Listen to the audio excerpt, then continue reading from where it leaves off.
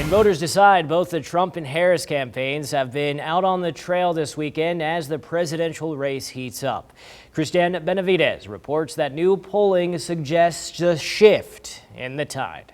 At rallies in Arizona and Nevada, Vice President Kamala Harris drew large crowds as her campaign rides a wave of newfound momentum among Democrats. Still, she's urging caution. Here's the thing. We know this will be a tight race until the very end. New New York Times polling suggests the tide may be shifting, showing Harris ahead of former President Donald Trump in 3 key states, Michigan, Pennsylvania, and Wisconsin.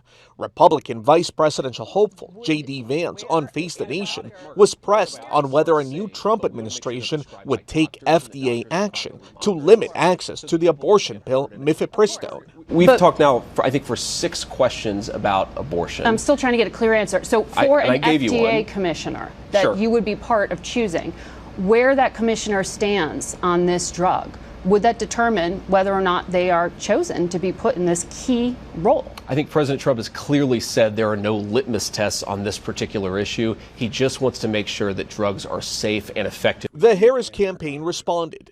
Vice President Harris and I will make sure that you make your health care decisions. At a rally Saturday, Trump said Harris was weak on immigration. She wants to allow millions of people to pour into our border through an invasion.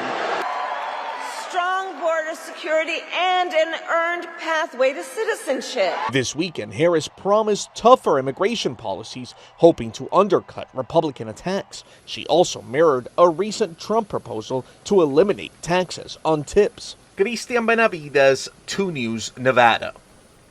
Also in Voters Decide, it's been a whirlwind 2 weeks for the Democratic Party. So we took the opportunity to speak with the Deputy Communications Director for the Democratic National Committee. Obviously, it's an exciting time, right? But at the same time, like, polls don't vote, and we've been building the infrastructure necessary to win. So regardless of who our candidate was going to be, like, our job was to build the infrastructure. It's to open field offices. It's to make sure that we have volunteers. Make sure we have paid staffers in every single state. And that's what they've been doing. In Nevada, the Harris-Walz campaign has an unprecedented 13 offices. Rahman tells us that the campaign takes the positive side, while the Democratic National Committee takes on the negative side. They conduct opposition research and attack ads. We work hand in hand. There is a lot of overlap.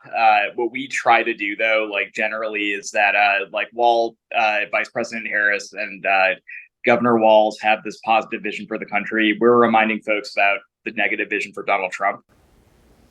And Rahman says the DNC is trying to show the American people that Trump and Vance's are connected to the 920-page conservative plan for the next Republican president, Project 2025.